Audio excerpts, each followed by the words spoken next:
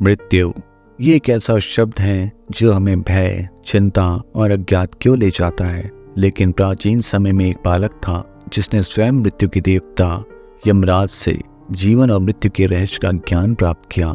ये अद्भुत कथा कठोपनिषद का एक महत्वपूर्ण हिस्सा है जो कृष्ण यजुर्वेद की कट शाखा के अंतर्गत आता है। इस उपनिषद में नचिकेता और यमराज के बीच संवाद के माध्यम से आत्मज्ञान का गूढ़ रहस्य प्रकट किया गया है। प्राचीन समय की बात है जब मुक्ति की इच्छा रखने वाले वासवश नामक ऋषि ने विश्वजीत यज्ञ का आयोजन किया। इस यज्ञ का विधान था कि संन्यास धारण करने से पहले उन्हें अपना सर्वस्व दान करना था और उस समय पशुधन को विशेष संपत्ति माना जाता था। उनके मेधावी पुत्र नचिकेता जो अभी कुमारावस्था में थे, उन्होंने देखा कि ब्राह्मणों को दान में जो गायें दी जा रही हैं वह बूढ़ी, दुर्बल और संतान उत्पन्न करने में असमर्थ थीं। ऐसी गायें जिनका अब कोई उपयोग न था। नचिकेता ने मन ही मन विचार किया, क्या ऐसा दान सही है? भला ऐसी निरर्थक और मृत्यु के कगार पर खड़ी गायें जिन ब्राह्मणों के घर जाएंगी उन्हें दुख के सिवा और क्या देंगी? दान हमेशा उसी वस्तु का होना चाहिए जो देने वाले के साथ साथ लेने वाले को भी सुख और लाभ पहुंचाए। अनुपयोगी वस्तुओं का दान करना दरअसल अपनी बला दूसरों पर डालना है और दान लेने वाले के साथ छल करना है। ऐसे दान से दाता को केवल अपयश, नीच योनि और नरक की प्राप्ति होती है। पिताश्री इस दान से भला क्या सुख प्राप्त करेंगे? यह तो यज्ञ में एक दोष है कि सर्वस्व दान के संकल्प के बाद भी हष्ट पुष्ट और दूध देने वाली उपयोगी गायों को इन्होंने मेरे नाम पर रख लिया है। सर्वस्व में तो मैं भी आता हूँ, फिर मुझे दान में क्यों नहीं दिया? मैं उनका पुत्र हूँ, इसलिए पिताश्री को अनिष्टकारी परिणामों से बचाने के लिए अपना बलिदान करना ही मेरा धर्म है। इस निश्चय के साथ नचिकेता ने दृढ़ता से कहा, पिताश्री मैं भी तो आपका धन हूँ, फिर मुझे आप किसे दान में देंगे? पिता ने कोई उत्तर न दिया। फिर कुछ समय बाद नचिकेता ने बड़े विनम्र भाव से बोला, पिताश्री आप मुझे किसे देते हैं? लेकिन इसके बाद भी पिता ने उसकी बातों को अनसुना कर दिया। परंतु धर्मनिष्ठ नचिकेता जो अपने कर्तव्य से भली भांति परिचित था, चुप ना रह सका। तीसरी बार जब उसने वही प्रश्न दोहराया, पिताश्री आप मुझे किसे दान में देंगे? यह सुनकर ऋषि क्रोधित हो उठे और आवेश में आकर बोले, मैं तुझे सूर्य के पुत्र मृत्यु को देता हूँ। यह सुनकर नचिकेता मन ही मन विचारने लगे कि पिताश्री ने क्रोध के आवेश में आकर ही ऐसा कह दिया होगा। परंतु चाहे परिस्थिति जैसी भी हो, पिता के वचन को सत्य करना ही मेरा कर्तव्य है। इधर ऐसा प्रतीत हो रहा है कि पिता पश्चाताप कर रहे हैं। नचिकेता ने धैर्य पूर्वक कहा, हे पिताश्री शोक का त्याग करें और अपने वचन का पालन करें। कृपा मुझे यमराज के पास जाने की अनुमति दें। विदा लेकर नचिकेता यमपुरी की ओर बढ़ चले। यमलोक पहुंचने पर द्वारपालों ने नचिकेता को बताया, सूर्यपुत्र यमलोक के अधिपति यमराज 3 दिनों के लिए किसी विशेष कार्य से बाहर गए हैं, अतः हे विप्रवर आपको उनकी प्रतीक्षा करनी होगी। यह सुनकर नचिकेता ने अद्भुत संकल्प का परिचय दिया और यमलोक के द्वार पर 3 दिनों तक बिना अन्न जल ग्रहण किए यमराज की प्रतीक्षा में धैर्यपूर्वक संलग्न रहे। इधर यमराज प्रवास से लौटने पर उनकी पत्नी ने कहा, हे सूर्यपुत्र स्वयं अग्निदेव ब्राह्मण अतिथि के रूप में आपके द्वार पर आए हैं। साधु गृहस्थ उनके प्रात प्रक्षालन और सत्कार से ही शांति प्राप्त करते हैं, क्योंकि वह बालक नचिकेता 3 दिनों से अन्न जल त्याग कर आपकी प्रतीक्षा कर रहा है। यदि ब्राह्मण अतिथि बिना सत्कार भोजन के ठहर जाएं, तो गृहस्थ की सारी शुभ आशाएं, यज्ञ, दान और संपत्ति नष्ट हो जाती हैं। पत्नी के वचन सुनकर धर्म के प्रतीक यमराज तुरंत नचिकेता के पास गए। उन्होंने पाद्य और अर्घ्य के द्वारा विधिवत उसकी पूजा की और बोले, हे ब्राह्मण देवता आप नमस्कार करने योग्य अतिथि हैं। आपने 3 रात्रियों तक मेरे घर पर बिना कुछ खाए निवास किया है, अतः आप मुझसे एक एक कर 3 वरदान मांग लीजिए। तब यमराज को प्रसन्न देख नचिकेता ने अपना पहला वरदान मांगा, मेरे पिता गौतम वंशी वासवश शांत संकल्प और प्रसन्न चित्त के साथ मुझ पर विश्वास करते हुए मुझसे प्रेम पूर्वक बातचीत करें, यही मेरा पहला वर है। यमराज ने उत्तर दिया, तुम्हें मृत्यु के मुख से छूटता हुआ देख तुम्हारे पिता पहले की ही भांति ये स्वीकार करेंगे कि यही मेरा पुत्र नचिकेता है। इस विश्वास से वे दुख और क्रोध से मुक्त होकर अपनी शेष आयु की रात्रियों में सुखपूर्वक विश्राम करेंगे। इस वरदान को पाकर नचिकेता ने श्रद्धापूर्वक यमराज से कहा, हे यमराज, आप सर्वलोक की अग्नि विद्या के सर्व ज्ञाता हैं, कृपया मुझे इसका उपदेश दें ताकि इससे लोग अमृत और देवत्व प्राप्त कर सकें। यमराज ने प्रसन्न होकर दूसरे वरदान स्वरूप नचिकेता को रत्न जड़ित माला भेंट की और इस दिव्य अग्नि विद्या का गूढ़ ज्ञान प्रदान किया। इस लोक के कल्याण के लिए पिता की संतुष्टि का वर और परलोक के लिए स्वर्ग के साधन रूप अग्नि विज्ञान प्राप्त कर अब नचिकेता आत्मा के वास्तविक स्वरूप और उसकी प्राप्ति का उपाय जानने के लिए यमराज के सामने एक महत्वपूर्ण प्रश्न प्रस्तुत करते हैं। वो कहते हैं, भगवान, मृत्यु मनुष्यों के संबंध में एक बड़ा संदेह है। कुछ लोग कहते हैं कि मृत्यु के बाद आत्मा का अस्तित्व बना रहता है, जबकि अन्य इसका विपरीत दावा करते हैं। इस विषय में आपका क्या अनुभव है? कृपया मुझे अपने विचार बताएं ताकि मैं इस रहस्य को सही तरीके से समझ सकूं। यही मेरा तीसरा वर है। नचिकेता के महत्वपूर्ण प्रश्न को सुनकर यमराज ने मन में उसकी प्रशंसा की। उन्होंने सोचा, इस ऋषि कुमार बालक में गहरी प्रतिभा है जो इस गोपनीय विषय को जानने की इच्छा रखता है, लेकिन आत्म तत्व का ज्ञान केवल योग व्यक्ति को ही दिया जाना चाहिए। अनधिकारियों को इसे समझाना हानिकारक होता है। इसलिए यमराज ने पहले नचिकेता की पात्रता की परीक्षा लेने का निर्णय किया। उन्होंने कहा, हे नचिकेता, इस विषय में देवताओं ने भी संदेह व्यक्त किया था, लेकिन वे भी इसे समझ नहीं पाए। यह एक अत्यंत सूक्ष्म और जटिल विषय है जिसे सहजता से नहीं समझाया जा सकता। इसलिए तुम कोई और वर मांग लो और इस आत्मज्ञान के वर को मुझे वापस लौटा दो। नचिकेता ने आत्म तत्व की कठिनाई की बात सुनी, लेकिन ना तो वह घबराया और ना ही उसका उत्साह ही कम हुआ। इसकी बजाय उसने और भी दृढ़ता के साथ उत्तर दिया, हे यमराज, आपने जो ये कहा कि देवताओं ने इस विषय पर विचार किया लेकिन वह भी निष्कर्ष नहीं निकाल पाए, ऐसा कोई और ज्ञानी नहीं जो आपके समान इस विषय को समझा सके। इसलिए मेरे लिए इस विषय के समान दूसरा और कोई वर नहीं है। नचिकेता अपने निश्चय पर अड़िग बना रहा। इस एक परीक्षा में नचिकेता सफल हो गया। अब यमराज ने दूसरी परीक्षा के रूप में उसके सामने विभिन्न प्रलोभन रखे। उन्होंने कहा, हे नचिकेता, तुम सैकड़ों वर्ष की आयु, बेटे, पोते, बहुत से पशुओं, हाथियों, स्वर्ण और घोड़ों की मांग कर सकते हो। विशाल साम्राज्य की भूमि मांगो, जितने वर्षों तक चाहो जीते रहो। यदि तुम धन, संपत्ति और अनंत काल के साधनों को आत्मज्ञान के वरदान के समान मानते हो तो मांग लो और इस पृथ्वी पर महान सम्राट बन जाओ। मैं तुम्हें अति उत्तम भोगों को भोगने वाला बना देता हूँ। लेकिन नचिकेता अपने संकल्प पर अड़िग रहा। तब यमराज ने स्वर्ग के दिव्य भोगों का प्रलोभन देते हुए कहा, जो भोग मनुष्य लोकों में दुर्लभ है उन्हें मांग लो। रथ और विभिन्न प्रकार के बाजों के साथ स्वर्ग की अप्सराओं को अपने साथ ले जाओ। मनुष्यों के लिए ऐसी स्त्रियां दुर्लभ हैं। मेरे द्वारा दी जा रही इन अप्सराओं से तुम अपनी सेवा करवाओ। हे नचिकेता, मरने के बाद आत्मा का क्या होता है, इस प्रश्न को मत पूछो।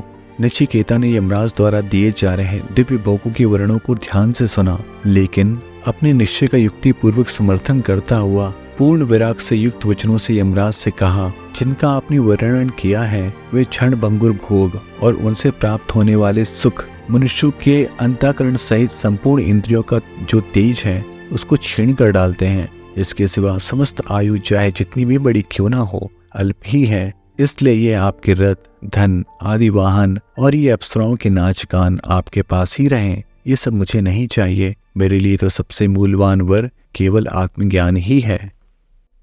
इस प्रकार परीक्षा करके जब यमराज ने नचिकेता की दृढ़ निश्चय, परम वैराग और निर्भीकता को पहचान लिया तो उन्होंने समझा कि वह ब्रह्म विद्या का योग अधिकारी है। इसके बाद ब्रह्म विद्या का उपदेश आरंभ करने से पहले यमराज ने उसके महत्व को स्पष्ट करते हुए कहा, कल्याण के साधन और प्रिय भोगों के साधन दोनों भिन्न फल प्रदान करते हैं। ये दोनों मनुष्यों को अपनी ओर आकर्षित करते हैं। जो व्यक्ति कल्याण के साधनों को अपनाता है उसका सच्चा कल्याण होता है, जबकि जो संसारिक उन्नति के साधनों का चयन करता है वह वास्तविक लाभ से वंचित रह जाता है। मनुष्य का शरीर केवल कर्मों के फल भोगने के लिए नहीं मिला है, इसमें वह भविष्य में सुख देने वाले साधनों का अनुष्ठान भी कर सकता है। वेदों में सुख के दो साधन बताए गए हैं। पहला श्रेय, जो नित्य आनंद स्वरूप पर ब्रह्म पुरुषोत्तम की प्राप्ति का उपाय है, और दूसरा प्रेय जो भौतिक सुख जैसे स्त्री, पुत्र, धन, मकान, सम्मान और यश की प्राप्ति का साधन है। ये दोनों साधन मनुष्य को अपनी ओर खींचते हैं। अधिकांश लोग तात्कालिक सुख के कारण प्रेय की ओर आकर्षित होते हैं, जबकि कुछ भाग्यशाली व्यक्ति भौतिक सुखों की क्षीणता का ज्ञान प्राप्त कर श्रेय की ओर अग्रसर होते हैं। श्रेय को अपनाने वाले व्यक्ति को सभी प्रकार के दुखों से मुक्ति और अनंत आनंद की प्राप्ति होती है, जबकि जो प्रेम में लिप्त रहता है वह अपने जीवन के परम लक्ष्य परमात्मा की प्राप्ति से वंचित रह जाता है। बुद्धिमान व्यक्ति इन दोनों साधनों की वास्तविकता को समझता है और परम कल्याण के साधन को प्राथमिकता देता है, जबकि मंद बुद्धि वाला मनुष्य भौतिक सुखों की तलाश में भटकता रहता है।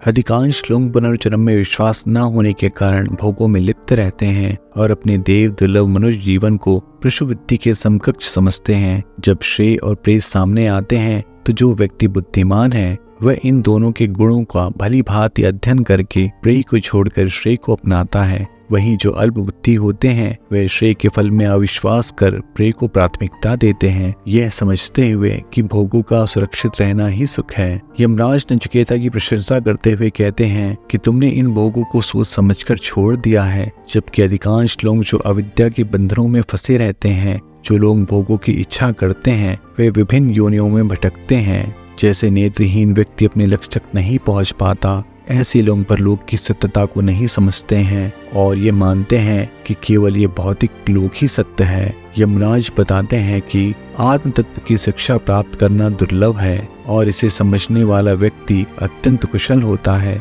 ज्ञान की प्राप्ति करने वाला महापुरुष ही इस गूढ़ तत्व का सच्चा ज्ञाता होता है और ऐसा ज्ञान पाना सच में कठिन है।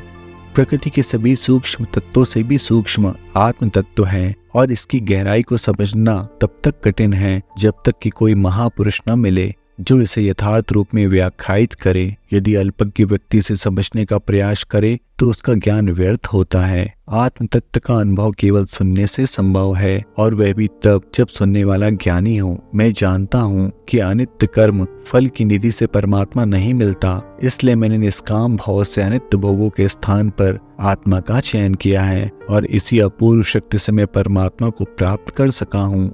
हे नचिकेता, तुमने जो ज्ञान प्राप्त किया है वह तर्क से नहीं बल्कि भगवत कृपा और महापुरुषों के संग से उत्पन्न होता है। इसी निष्ठा के बल पर मनुष्य आत्मज्ञान की ओर अग्रसर होता है। तुम्हारा धैर्य प्रशंसनीय है और हम चाहते हैं कि तुम्हारे जैसे ही पूछने वाले जिज्ञासु हमें मिला करें। ये समस्त जगत एक गहन और दुर्गम वन के समान है, परंतु यह परब्रह्म परमेश्वर से सर्वत्र व्याप्त है। वह सर्वव्यापी है, सबके हृदय रूपी गुहा में स्थित है। फिर भी अपनी योग माया के पर्दे में छिपा होने के कारण लोग उसे आसानी से नहीं देख पाते। उसका दर्शन दुर्लभ है क्योंकि वह अत्यंत गुप्त है। जो शुद्ध बुद्धि वाले साधक अपनी मन और बुद्धि को निरंतर उसके चिंतन में लगाते हैं वही उस सनातन परमात्मा को प्राप्त कर सकते हैं। जब ऐसा साधक उसे प्राप्त करता है तो उसके अंतःकरण से हर्ष और शोक जैसे सभी विकार समूल नष्ट हो जाते हैं। इस आध्यात्मिक उपदेश को पहले श्रद्धा पूर्वक अनुभवी महापुरुष से सुनना चाहिए, फिर मनन और विचार करके इसे बुद्धि में स्थिर करना चाहिए। जब मनुष्य इस आत्म तत्व को गहराई से समझ लेता है तब वह आनंद स्वरूप पर ब्रह्म को प्राप्त करता है और उसमें ही निमग्न हो जाता है। हे नचिकेता, तुम्हारे लिए ब्रह्म प्राप्ति का द्वार खुला है और तुम इसके अधिकारी हो। यमराज की बात सुनकर नचिकेता ने उनसे उस परमात्मा को जानने की जिज्ञासा प्रकट करी जो धर्म, अधर्म और तीनों कालों से परे है। यमराज ने प्रतिज्ञा करते हुए कहा, वह परम पद जिसे सभी वेद और तप बताते हैं वह ओम है। यही ब्रह्म और ब्रह्म का प्रतीक है। इसे जानने से साधक ब्रह्म लोक में महिमा को प्राप्त करता है। यह अविनाशी प्रणव ओम ही ब्रह्म और परब्रह्म का प्रतीक है। इसे जानकर साधक दोनों में से किसी भी रूप को प्राप्त कर सकता है, क्योंकि ओम ही सर्वोत्तम और अंतिम आश्रय है। यह परमात्मा की प्राप्ति का सबसे श्रेष्ठ और अमोघ साधन है। यमराज कहते हैं, आत्मा ना तो जन्मती है ना मरती है, यह अजन्मा, नित्य और अजर अमर है। यदि कोई इसे मरने या मारे जाने वाला मानता है तो वह आत्म तत्व को नहीं जानता। आत्मा शुद्ध, नित्य और शरीर से परे है और इसके अनुभव से ही साधक में सच्ची वैराग भावना उत्पन्न होती है, जिससे वह परमात्मा की प्राप्ति की ओर अग्रसर होता है।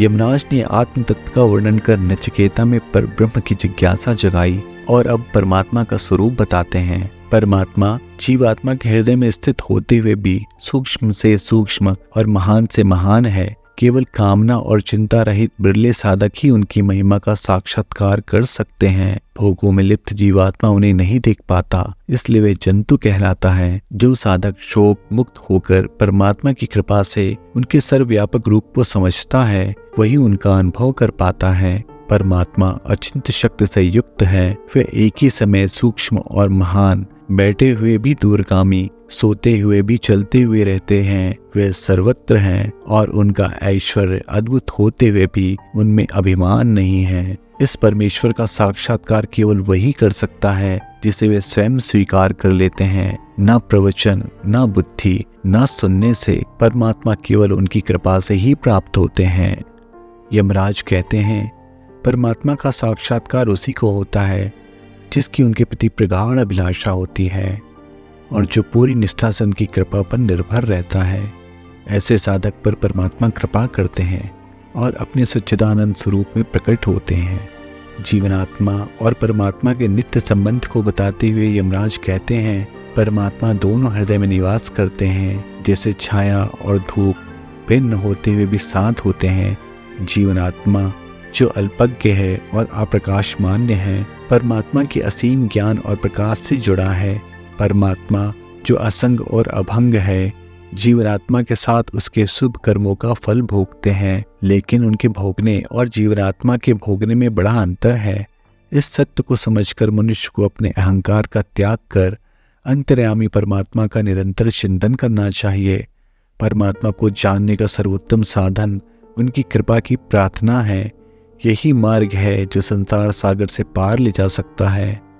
यमराज कहते हैं, जैसे कुशल सारथी के अधीन घोड़े सही मार्ग पर चलते हैं, लेकिन जिनकी बुद्धि विवेकहीन और मन चंचल होता है, वे संसार के चक्र में भटकते रहते हैं, जन्म और मृत्यु के बंधनों से मुक्त नहीं हो पाते। जो व्यक्ति अपनी बुद्धि को विवेकशील और मन को नियंत्रित रखता है, वह परम पद को प्राप्त कर लेता है, जहाँ से लौटना नहीं होता। बुद्धिमान व्यक्ति को सबसे पहले अपनी इंद्रियों को नियंत्रित कर मन में विलीन करना चाहिए, ताकि मन किसी विषय में भटके नहीं। जब यह स्थिति प्राप्त हो जाए तो मन को ज्ञान रूपी बुद्धि में विलीन कर दें, ताकि केवल बुद्धि की निश्चयात्मक वृत्ति शेष रहे और कोई अन्य विचार ना हो। इसके बाद बुद्धि को भी शुद्ध आत्मा में विलीन कर दे, जिससे केवल आत्म तत्व ही शेष रहे और अंत में उस आत्मा को पर ब्रह्म पुरुषोत्तम में समर्पित कर दे। हे मनुष्यों, जागो, सावधान हो जाओ और श्रेष्ठ महापुरुषों का मार्गदर्शन प्राप्त कर उनके उपदेशों से परमात्मा को जानो। यह मार्ग अत्यंत कठिन है, जिसे छुरी की धार पर चलना, पर महापुरुषों की सहायता से इसे सरल बनाया जा सकता है। परमात्मा का ज्ञान और उनकी प्राप्ति केवल महापुरुषों और परमात्मा की कृपा से ही संभव है। यमराज कहते हैं, वे परमात्मा जो शब्द, स्पर्श, रूप, रस और गंध से परे है, अनादि और अविनाशी है, उसे जानकर मनुष्य मृत्यु के चक्र से मुक्त हो जाता है। जो व्यक्ति इस गहन ज्ञान को सुनता है या सुनाता है, वे ब्रह्मलोक में प्रतिष्ठित होता है। हरि ओम।